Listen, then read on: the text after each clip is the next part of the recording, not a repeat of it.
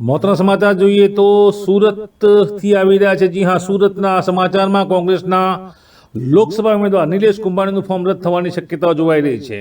આ બાબતે કલેક્ટર નિર્ણય લઈ શકે છે। દેશમાં ચૂંટણીના માહોલ વચ્ચે આ મોટા સમાચાર છે। ગુજરાતમાં રાજકીય ચહેલપહેલ અને આજે પરિણામો જ્યારે 7 મેના રોજ ગુજરાતમાં લોકસભાની 5 બેઠકો પેટા ચૂંટણી છે, જ્યારે ચૂંટણીના પરિણામો 4 જૂને જાહેર થવાના છે। ગઈકાલે લોકસભાની ચૂંટણીમાં ઉમેદવારી ફોર્મનો છેલ્લો દિવસ હતો, જેને લઈને ઉમેદવારો પોતાના ફોર્મ ભરી ચૂક્યા છે। ત્યારબાદ આજે ફોર્મ ચકાસણીની કામગીરી હાથ ધરવામાં આવી છે।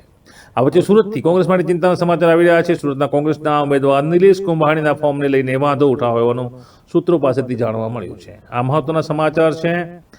નિલેશ કુંભાણીના ડમી ઉમેદવારના ટેકેદારોના એફિડેવિટ પર પણ સવાલ ઉઠવા પામ્યા છે। મોટા સમાચાર, સુરત બેઠક કોંગ્રેસના ઉમેદવાર ગુમાવી શકે છે। ડમી ઉમેદવારને ઉમેદવારી પણ રદ થવાની સંભાવના, જો કે ફોર્મ રદ કરવાની હજુ સત્તાવાર જાહેર કરવામાં આવી નથી। ત્યારે જોવાનું એ રહે કે જિલ્લા કલેક્ટર અથવા જિલ્લા ચૂંટણી અધિકારી શું નિર્ણય લેશે।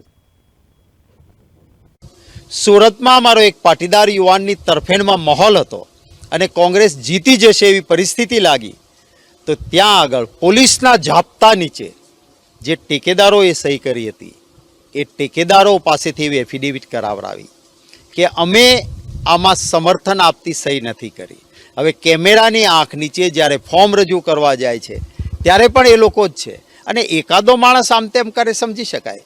4 વ્યક્તિ, એટલે કે 3 મુખ્ય વ્યક્તિના ફોર્મના અને એક ડમીનો, 4 વ્યક્તિ પોલીસના જાપ્તા નીચેને આવીને આ કરે છે। આ સ્પષ્ટ બતાવે છે કે ભારતીય જનતા પાર્ટીએ લોકશાહીને કલંકિત કરી છે। સ્પર્ધાથી ડરીને ગેરકાયદેસર રીતે, બિન લોકશાહી રીતે કોંગ્રેસ સ્પર્ધામાં ન રહે એવું જે કામ કર્યું છે, જરૂર અમારી લીગલ ટીમ આને જોઈને હાઈકોર્ટ અને સુપ્રીમ કોર્ટ સુધી તો લડશે।